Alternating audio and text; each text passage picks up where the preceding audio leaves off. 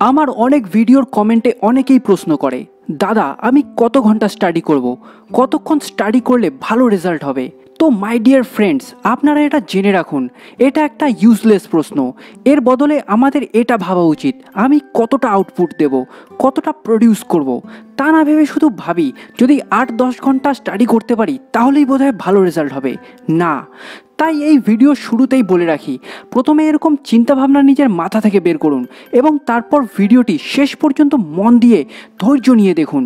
কারণ আজকের ভিডিওটি সমস্ত স্কুল কলেজ স্টুডেন্ট বা যারা চাকরির জন্য প্রিপারেশন নিচ্ছেন সবার জন্য অনেক অনেক স্পেশাল হতে চলেছে। ভিডিও শেষে আপনারা যাদের স্টাডিতে একদম মন নেই তারাও ফুল কনসেন্ট্রেশন দিয়ে পড়তে শুরু করবেন। ভালো রেজাল্ট এবং সফলতা আপনার হাতের মুঠোয় থাকবে। ক্যাল নিউপোর্ট, যিনি এই বইটির author, deep work rules for focused success in a distracted world, তিনি বলেন কোনো কাজের সফলতার একটাই সূত্র, work accomplished equals to time spent into intensity of focus. অর্থাৎ কোনো কাজ তখনই পূরণ হবে যখন আমরা সম্পূর্ণ ফোকাস অর্থাৎ ধ্যানের সাথে সেই কাজটির উপর সময় স্পেন্ড করব। আজকের ভিডিওটি এই ইন্টেন্সিটি অফ ফোকাস অর্থাৎ কিভাবে ফোকাস কনসেন্ট্রেশন বৃদ্ধি করব তার উপর থাকছে। আর সময় তো আপনার হাতে রয়েছে, আপনারা যতটা সময় দিতে পারবেন তত ভালো। তো এই বইটির অথর ক্যালের মতে লোক দুইভাবে কাজ করে, ডিপ ওয়ার্ক এবং শ্যালো ওয়ার্ক। যদি আপনি উইদাউট ডিস্ট্র্যাকশন পুরো কনসেন্ট্রেশনের সাথে আপনার স্কিলস ইমপ্রুভ করেন যাতে আপনি বেশি জিনিস অ্যাচিভ করতে পারেন কম সময়ে, তাহলে আপনি ডিপ ওয়ার্ক করছেন। অপরদিকে আপনি এমন কাজ করছেন যেখানে আপনি আপনার ব্রেন ইউজই করছেন না এবং ডিস্ট্র্যাকশনের সাথে সেই কাজ করছেন, তাহলে আপনি শ্যালো ওয়ার্ক করছেন। ফর এক্সাম্পল, যদি আপনি কাজ করতে করতে আপনার ইমেল চেক করেন, ফেসবুক হোয়াটসঅ্যাপ নোটিফিকেশান চেক করছেন, বারবার মন অন্যদিকে যাচ্ছে, তো আপনি শ্যালো ওয়ার্ক করছেন। ক্যাল বলেন আজকের ডিস্ট্র্যাকশনে ভরা দুনিয়াতে ডিপ ওয়ার্ক করা অনেক রেয়ার হয়ে গেছে, আর তাই এই স্কিল অনেক বেশি ভ্যালুয়েবল। আর ফিউচারে যার কাছে এই স্কিল থাকবে সে তার ফিল্ডে বেস্ট পারফর্মার হবে, সফল হবে। তো আমাদের এই ডিপ ওয়ার্ক করার জন্য 4টি জিনিসের উপর ধ্যান রাখতে হবে। প্রথম, সিঙ্গেল টাস্কিং। দ্বিতীয়, জিরো ডিস্ট্র্যাকশন। তৃতীয়, ইন্টেন্স ফোকাস। এবং চতুর্থ, এক্সটেন্ডেড পিরিয়ড অফ টাইম। চলুন এখন এই 4টি জিনিসের একটু বিস্তারিত আলোচনা করি। বন্ধুরা, রিসার্চ বারবার প্রুভ করেছে যে মাল্টিটাস্কিংয়ের ফলে আমাদের অ্যাটেনশন কমে যায়। যখনই আপনি টাস্ক এ থেকে টাস্ক বিতে শিফট হন তো তখন আপনার অ্যাটেনশন অনেকটা সময়ের জন্য সেই আগের টাস্ক এর উপরই থাকে, যার ফলে আপনি টাস্ক বি এর উপর সম্পূর্ণ ফোকাস থাকতে পারেন না। যখনই আমরা কাজের মাঝে কিছু সময় পর সোশ্যাল মিডিয়ার নোটিফিকেশানে রেসপন্ড করি তখন আমরা ভাবি এটাতে এমন কি ক্ষতি হবে। আসলে তখন আপনার মাইন্ড প্রোগ্রাম হচ্ছে এই ডিস্ট্র্যাকশনের ক্রেভিংয়ের জন্য। কখনো কখনো লক্ষ্য করবেন কোনো নোটিফিকেশান আসেনি, তাও আপনারা মোবাইল হাতে নিয়ে আনলক করে চেক করেন কোনো নোটিফিকেশান এসেছে কিনা। এটা একটা এক্সাম্পল আপনার মাইন্ডের প্রোগ্রামিংয়ের। অর্থাৎ এই নোটিফিকেশান ডিস্ট্র্যাকশনকে আপনার মাইন্ড প্রোগ্রাম করে ফেলেছে। এটার জন্য ক্যাল নিউপোর্ট তার বইয়ে একটা ইন্টারেস্টিং স্টাডির ব্যাপারে বলেছেন। একটা রিসার্চ করা হয়েছিল যেখানে রিসার্চাররা পার্টিসিপেন্টদের কিছু পাজল সলভ করতে দিয়েছিলেন। তার মধ্যে থেকে অর্ধেক লোকেদের যারা এখনও পাজল সলভ করতে পারেনি তাদের সলভের মাঝেই ইন্টারাপ্ট করা হয়েছিল এবং বলা হয়েছিল আপনাদের আমাদের সাথে এখন যেতে হবে, কারণ আপনাদের অনেক ইম্পর্টেন্ট ডিসিশন নিতে হবে। এবং তারপর তাদের কিছু লজিক্যাল কোশ্চেন জিজ্ঞেস করা হয়েছিল। অপরদিকে অন্য গ্রুপকে পাজল কমপ্লিটলি সলভ করতে দেওয়া হয়েছিল এবং তারপর তাদের প্রশ্ন জিজ্ঞেস করা হয়েছিল। তো এটার রেজাল্ট কী হলো? অবভিয়াসলি যারা পাজলকে কমপ্লিটলি সলভ করেছিলেন তারপর লজিক্যাল প্রশ্নের উত্তর দিয়েছিলেন তারা বেটার পারফর্ম করেছিলেন সেই লজিক্যাল প্রশ্নের ক্ষেত্রে অপর গ্রুপের তুলনায়। যাদের পাজল সলভের মাঝে ডিস্ট্র্যাক্ট করে আগের লজিক্যাল কোশ্চেন জিজ্ঞেস করা হয়েছিল তাদের পুয়ার পারফরমেন্সের কারণ হলো তাদের ব্রেইনে তখনও পাজল সলভ রিলেটেড রেজিডু রয়ে গেছে, যার জন্য তারা সেই লজিক্যাল কোশ্চেন টেস্টে ভালো পারফর্ম করতে পারেনি। তো যখনই পড়তে বসবেন বা কোনো ইম্পর্টেন্ট কাজ করবেন তখন সমস্ত ডিস্ট্র্যাকশন যেমন মোবাইল, ল্যাপটপ, টিভি এই সমস্ত কিছুকে শুধু নিজের হাতের নাগালের বাইরে না নিজের মনের নাগাল থেকেও দূরে রাখবেন। আর সিঙ্গেল টাস্ক করুন, এক সময় একটাই কাজ। নেক্সট হলো জিরো ডিস্ট্র্যাকশন। বন্ধুরা, 2012-তে একটা রিসার্চ করা হয়েছিল যেখানে সাইকোলজিস্ট হফম্যান এবং বৌমিস্টার 205 জন লোকের উপর স্টাডি করেন। যেখানে এটা সামনে আসে আমরা বারবার সোশ্যাল সাইটস এবং ইমেল দেখা থেকে শুধুমাত্র 50% টাইমস নিজেদের আটকাতে পারি। অর্থাৎ প্রতি 100 নোটিফিকেশানে আপনি 50টি নোটিফিকেশন তো পাক্কা দেখবেন। এখন ইম্যাজিন করুন এটা যদি সত্যি হয়, তাহলে তো এটা একটা শ্যালো ওয়ার্কের রেসিপি। ফলে ফোকাস করা তো অনেক মুশকিল হয়ে যাবে। আমাদের নেক্সট রিকোয়ারমেন্ট হলো ইন্টেন্স ফোকাস। যদি আপনি আপনার সম্পূর্ণ এনার্জি বিনা ডিস্ট্র্যাকশনে একটা সিঙ্গেল টাস্কে লাগান, তাহলে এটা একটা ম্যাগনিফাইং গ্লাসের মতন কাজ করবে। আমরা কম সময়ে অনেক অনেক এফেক্টিভ কাজ করতে পারবো তখন। অ্যান্ড ফাইনালি আসে এক্সটেন্ডেড পিরিয়ড অফ টাইম। অর্থাৎ ডিপ ওয়ার্ক করার জন্য আপনাকে একটা মিনিমাম সময়ের জন্য সেই টাস্ককে করেই যেতে হবে। আপনি এটা ভাববেন না যে আপনি শুধু ডিপ ওয়ার্ক 5 মিনিটের জন্য করবেন, ব্রেক নেবেন, তারপর আবার 5 মিনিটের জন্য করবেন। আপনাকে মিনিমাম হাফ অ্যান আওয়ার অর্থাৎ 30 মিনিটের জন্য কন্টিনিউ ডিপ ওয়ার্ক করেই যেতে হবে। ধীরে ধীরে যত আপনার কনসেন্ট্রেশন পাওয়ার বাড়বে, তখন এই মিনিমাম টাইমকে 30 মিনিট থেকে 1 ঘন্টা, তারপর 1.5 ঘন্টা, 2 ঘন্টা এইভাবে নিয়ে যেতে পারবেন। তো এতক্ষণে আপনারা বুঝতে পারলেন ডিপ ওয়ার্কের জন্য আমাদের একটি সময় একটি কাজ করতে হবে, উইদাউট ডিস্ট্র্যাকশন করতে হবে, পুরো ফোকাসের সাথে করতে হবে এবং অনেকটা সময় পর্যন্ত কন্টিনিউ করতে হবে।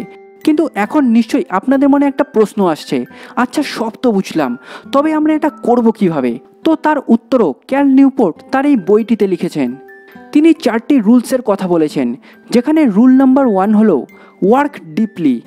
ক্যাল বলেন শুধুমাত্র ভালো ইন্টেনশন থাকলেই হবে না।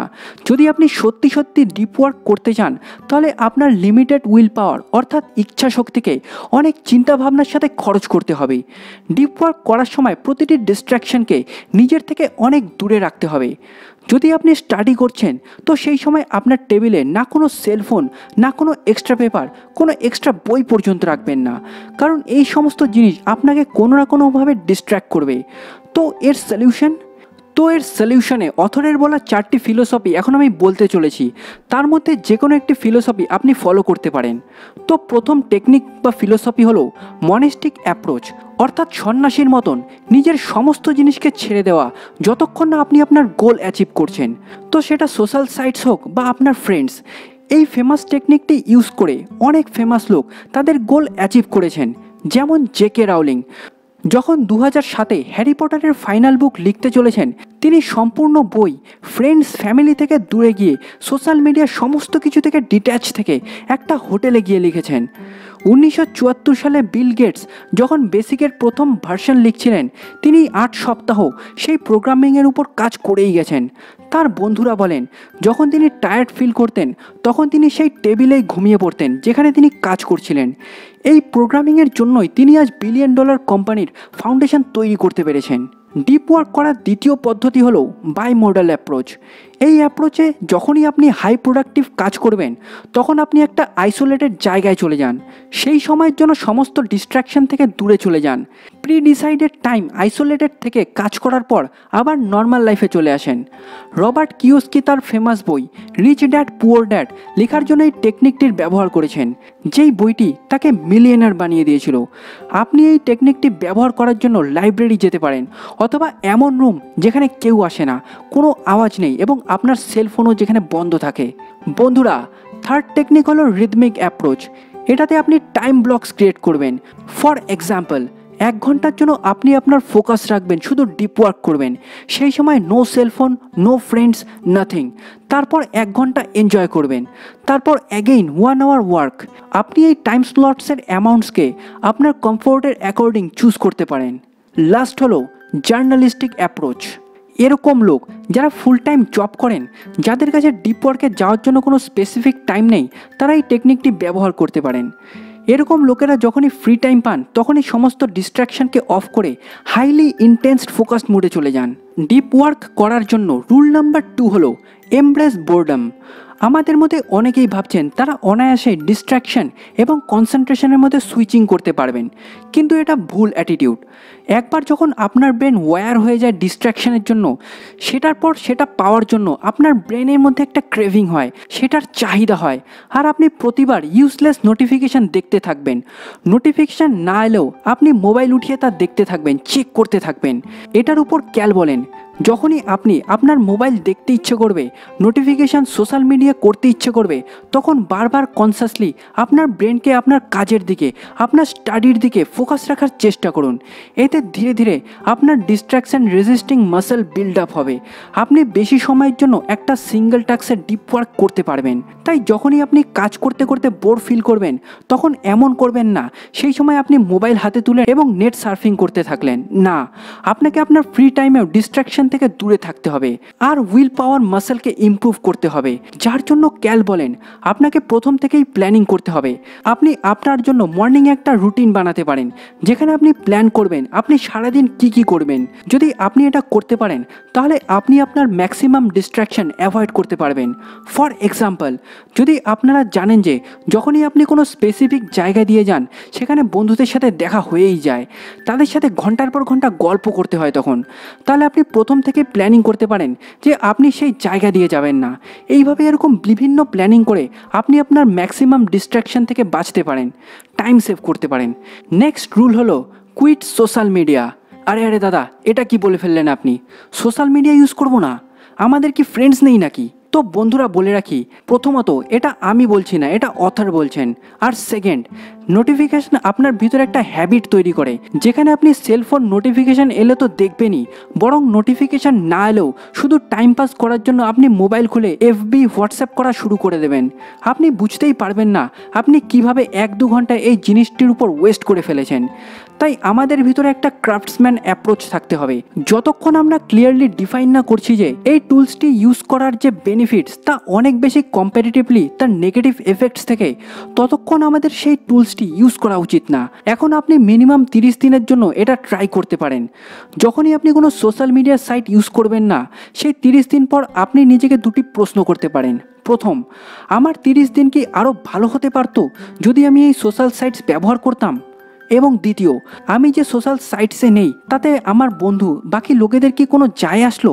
আর জেনুইনলি যদি দেখা যায় এই সোশ্যাল সাইট যেমন ফেসবুক তাদের জন্যই এফেক্টিভ, বেনিফিশিয়াল যারা ইন্টারনেট মার্কেটিং করে, কারণ তাদের বিজনেস এটার উপরেই টিকে রয়েছে।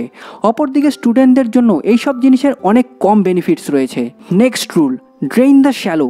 গতকাল আমি 14 ঘন্টা স্টাডি করেছি, 16 ঘন্টা স্টাডি করেছি, এই সমস্ত কিছু আমরা এমনভাবে বলি যেন এটা একটা অনার, কিন্তু অপরদিকে রেজাল্ট এভারেজ, পুওর। ক্যাল বলেন, এটার মানে হলো আপনি অনেক আনপ্রোডাক্টিভ, আপনি অনেক বেশি শ্যালো ওয়ার্ক করছেন, অনেক কম ডিপ ওয়ার্ক করছেন। যদি কোনো লোক সেই জিনিসটি 6 ঘন্টায় অ্যাচিভ করে এবং আপনি যা 15 ঘন্টায় অ্যাচিভ করছেন, তাহলে আপনি অনেক কম প্রোডাক্টিভ। এবং যদি আপনিও প্রোডাক্টিভ হতে চান, তাহলে আপনাকে দুটো কাজ করতে হবে। সবার প্রথমে আপনাকে ট্র্যাক করতে হবে আপনি কত টাইম ওয়েস্ট করছেন এবং অ্যাকচুয়ালি কত টাইম ডিপ ওয়ার্ক করছেন। আপনি দেখবেন 14 ঘন্টার মধ্যে আপনি ডিপ ওয়ার্ক শুধু 2 ঘন্টা করছেন। আর সেকেন্ড, আপনার পুরো দিনের প্রতি মিনিটকে শেডিউল করুন। আপনি কখন ঘুমোবেন, ডিপ ওয়ার্ক কখন করবেন এবং সোশ্যাল টাইম কতটা দেবেন।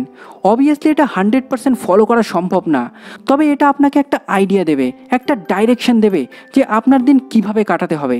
বন্ধুরা, আমি এই সমস্ত কথা ক্যাল নিউপোর্টের বই ডিপ ওয়ার্ক থেকে তুলে ধরলাম। তো আপনি যদি এই বইটিতে লেখা বাকি আইডিয়াগুলোকে জানতে চান, তাহলে ডেসক্রিপশনে দেওয়া লিঙ্ক থেকে আপনারা এই বইটি কিনতে পারেন। বন্ধুরা, কমেন্ট সেকশনে আপনারা জানাতে পারেন আপনারা নেক্সট ভিডিও কোন টপিকের উপর দেখতে চান। ভিডিওটি ভালো লাগলে প্রচুর লাইক করুন, শেয়ার করুন, কমেন্ট করুন। ভালো সাড়া পেলে আমি আরও বেটার এবং আপনারা যা দেখতে চান সেই রিলেটেড ভিডিওস বানাবো। আর কমেন্টে এটা জানাতে ভুলবেন না ভিডিওটি আপনার কেমন লাগলো। আই হোপ আজকের ভিডিওটি আপনার অনেক উপকারে আসবে।